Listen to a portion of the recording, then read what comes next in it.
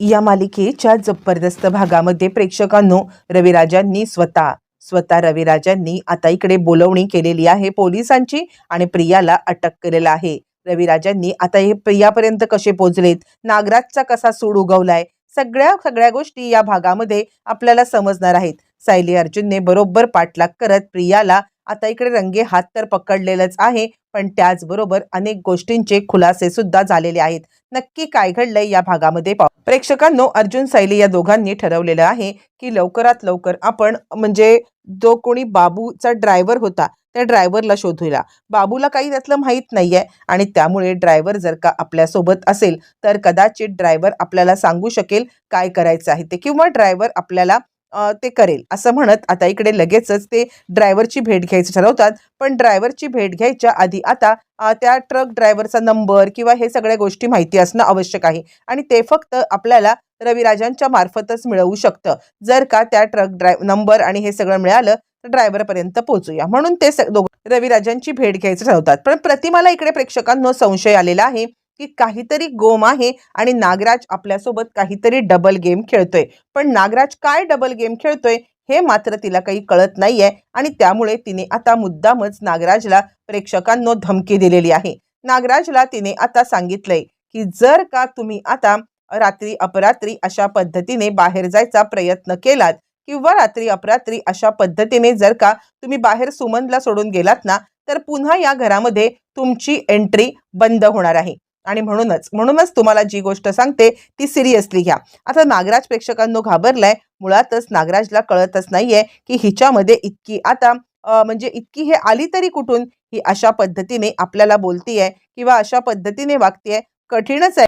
आता इकडे नागराज तरी सुद्धा महिपतला भेटायला आलेलाच आहे आणि महिपतने आपण पाहिलंय की त्याला तर आता पूर्णपणे मान दाबून हे केलंय. पण तो शुद्धीवरती आल्यावरती महिपत त्याला सांगतोय, हे बघा नागराज शेठ, जर आपल्या दोघांना एकत्र यायचं असेल तर सगळ्यात महत्वाचा सगळा ब्लेम त्या आता चिचुंद्रीवरती ढकलून मोकळं व्हायचं. म्हणजे आपणच आता इकडे सगळ्यांच्या समोर तिचं सत्य आणायचं, त्याच्यामुळे ती काय बोलते हे कुणाच्या समोर येणार नाही. आता या दोघांचं प्लॅन आणि दोघं जण प्लॅन करून आता अश्विनच्या मोबाईलवरती काही व्हिडिओ काही फोटो अशा प्रकारचे दाखवतात की ज्याच्यामध्ये आता प्रियाने कशा पद्धतीने खोटी तन्वी बनून आता घरामध्ये एंट्री केलेली आहे. प्रेक्षकांनो ज्या वेळेला हे फोटो हे व्हिडिओ त्याच्या लॅपटॉपवरती आलेले आहेत, त्याला मोबाईलवरती आलेत, त्याला तर खूपच मोठा धक्का बसलेला आहे. त्याला कळायलाच काही मार्ग नाहीये की हे आपल्यासोबत काय होतंय. म्हणजे ज्या पद्धतीने आपण आता तन्वीवरती विश्वास टाकलाय ही तर खोटारडी आहे.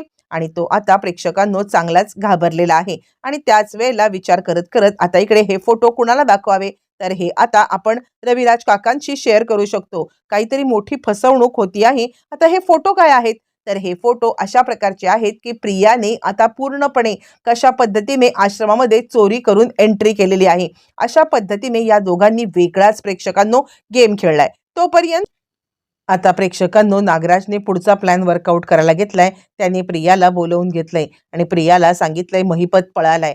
प्रिया सांगते जर का महिपत पळाला तर तो आपली वाट लावेल. तुम्हाला साधी गोष्ट कळत नाहीये का. यावरती तो म्हणतो कळून न कळून करू काय, तू घरी गेलीस आणि तो पळून गेला.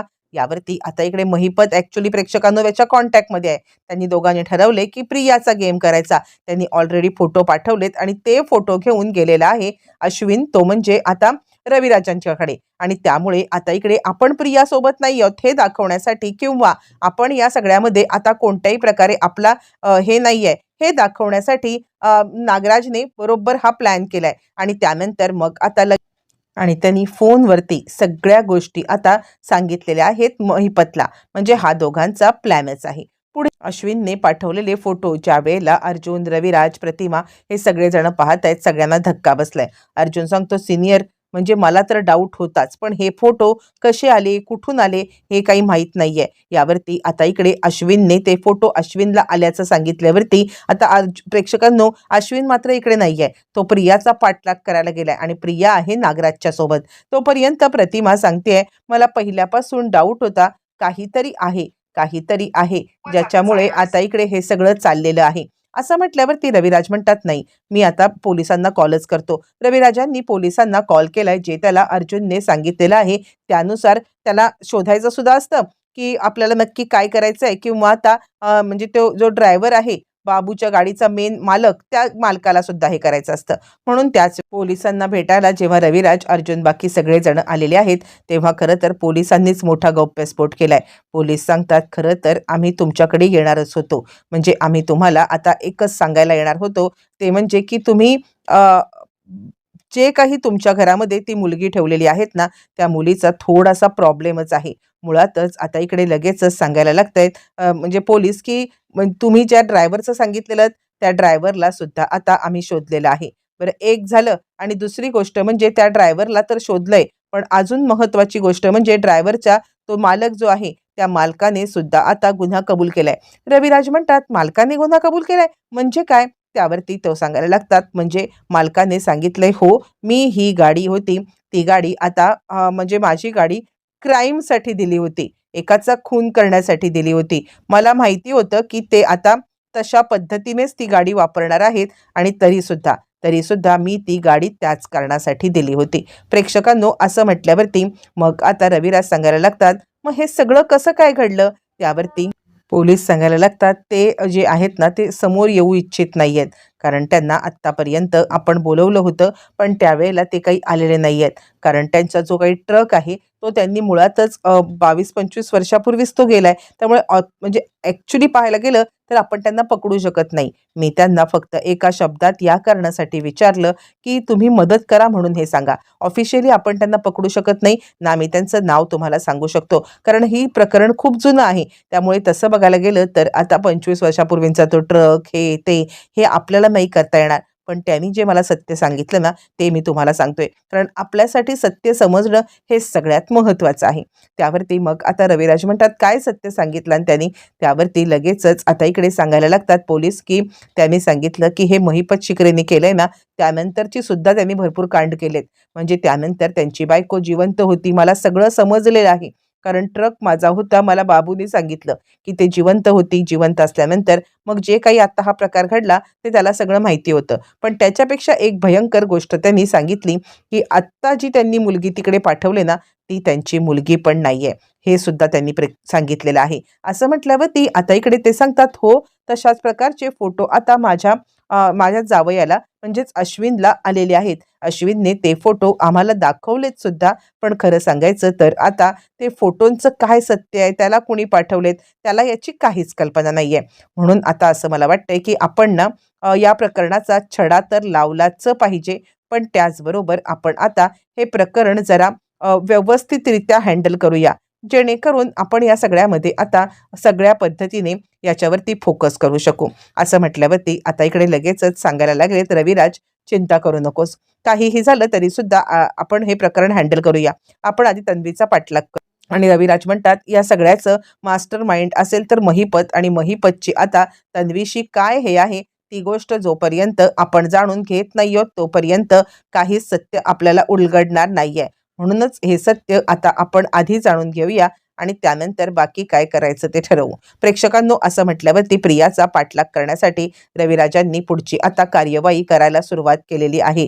प्रियाचा पाठलाग करण्यासाठी जी पुढची कार्यवाही सुरू झाली, त्या कार्यवाहीनुसार आता ताबडतोब प्रियाच्या मागावरती पोलीस आहेत आणि इकडे प्रियाच्या मागावरती आहेत ते म्हणजे आता इकडे महिपत आणि नागराज आपलं कातडी बचाव करण्यासाठी प्रियाला ते अडकवायला निघालेत. म्हणूनच त्यांनी ज्या प्रकारचे फोटो प्रियाचे पाठवलेत त्याच्यामध्ये प्रिया एकटीच मास्टर माइंड आहे आणि या मास्टर माइंड प्रियाने डाव खेळत खेळत आता जो काही कारस्थान केलंय ते उघडकीला आणलेलं आहे. असं आता असताना रविराजांना प्रिया ही आपली मुलगी नाहीये हे समजलंय आणि त्याची 3 कारणं आहेत. सगळ्यात महत्त्वाचं म्हणजे प्रियाने आश्रमातून गाठोडं चोरून आता ते आणलेलं आहे. हे अश्विनच्या फोटोमध्ये आहे, की ती गाठोडं चोरतीये आणि गाठोडं चोरून आलेली आहे. त्यामुळे प्रिया तन्वी नाही, तिने कोणाचं तरी गाठोडं चोरलंय. त्यामुळे पोलीस सांगतायत, की आता हे गाठोडं त्यांनी चोरलंय याचा अर्थ आश्रमातलंच कोणीतरी आहे आणि म्हणजे तुमची मुलगी ही आश्रमातलीच कोणीतरी आहे. पण हे कोण सांगू शकतं? तर फक्त आणि फक्त जिने गाठोडं चोरलंय तीच सांगू शकते ना. त्यामुळे तिलाच अटक करा आणि तिलाच विचारा, की हे गाठोडं तू कुणाचं चोरलंस? त्याच्यावरतीच तुम्हाला समजेल, की तिने आता कुणाचं गाठोडं चोरलंय आणि तुमची खरी मुलगी कोण आहे. रविराजांना आता इकडे मोठा धक्का बसलाय. आणि तो अर्जुनकडे पाहतात आणि खरंच काय चाललंय? खरी तन्वी कोण आहे हे आपल्याला कधीतरी उघडकीला येईल का? असं म्हणत आता इकडे रविराज पूर्णपणे हतबल झालेत प्रेक्षकांनो. पण आता प्रियाचा पाठलाग ज्या वेळेला पोलीस आहेत त्यावेळेला प्रियाचा पाठलाग नागराज सुद्धा आणि महिपत पण करतोय. म्हणजे महिपतने बरोबर रीतीने आता इकडे प्रियाला अडकवण्यासाठी जो प्लॅन केलाय त्यात प्रिया अडकले. बरोबर प्रिया पोलिसांच्या तावडीत सापडलेली आहे. प्रेक्षकांनो, प्रिया पोलिसांच्या तावडीत सापडल्यावरती रविराज सांगतात, बोल कोणाची साथ आहे तुला? त्यावरती प्रेक्षकांनो आता प्रियाच्या विरोधात नागराज येऊन उभा राहिलाय आणि दादा, तू मला जे म्हटलास ना की महिपतची साथीदार आहेस तू महिपतचा, तर अरे महिपतचा साथीदार मी नाहीये. महिपतचा साथीदार जर कुणी असेल तर ही तन्वी आहे. तुला माझ्यावरती विश्वास बसत नाहीये ना, तर आता तुला मी पुरावे दाखवायला आणले. असं म्हणत त्यांनी आता एक एक प्रिया विचार करते, हा तर माझ्यासोबतच उलटा गेम झालेला आहे. काय तिला कळायलाच मार्ग नाहीये प्रेक्षकांनो. काय खरं काय खोटं आणि आता आपणच आपल्या जाळ्यात पुरते अडकलेलो आहोत याची सुद्धा तिला आता पूर्णपणे जाणीव झालेली आहे. आणि त्याच वेळेला मग आता लगेचच इकडे पोलीस पकडतात. तेव्हा रविराज सांगतात, बोल, हे तुझ्यासाठी एकच गोष्ट करू शकतेस, ते म्हणजे तू आता खरं खरं सांगितलंस की माझी मुलगी कोण आहे, तर मात्र मी तुला सोडेन. अन्यथा अन्यथा तुला आता अजिबात थारा नाही. असं म्हणत प्रेक्षकांनो आता इकडे रविराजांनी तिला एक संधी दिलेली आहे. आता त्यावेळेला प्रिया लगेचच नागराज आणि महिपत यांचं नाव सांगायला लागलेली आहे. आणि त्यावेळेला नागराज सांगतो, दादा ही काय सांगणार, ही तर महिपतची माणूस आहे, आता ही काय खरं थोडी बोलणार आहे. यावरती प्रिया सांगते, हे सगळं नागराज आणि मला करायला लावलेलं आहे ते म्हणजे महिपतने. यावरती आता इकडे रविराज म्हणतात, आता आत्ताच तर तो म्हटला ना की तू खोटं बोलशील आणि लगेचच त्याच्यावरतीच हे प्रकरण तू उलटवायला निघालीस. असं म्हणत प्रेक्षकांनो रविराजांनी तिच्यावरती काही विश्वास ठेवलेला नाहीये. पण फायनली प्रियाची जवानगी जेलमध्ये झाले. पण याच्यात एक वाईट गोष्ट अशी घडली की आता महिपत आणि नागराज यांचं कारस्थान बाहेर येणं अजूनही बाकी आहे. आता यांचं कारस्थान कसं बाहेर येणार, या दोघांना कशी शिक्षा मिळणार? प्रियाची तर शिक्षा झालेली आहे, पण ह्या दोघांना कशी मिळणार पाहणं फारच रंजक ठरणार आहे.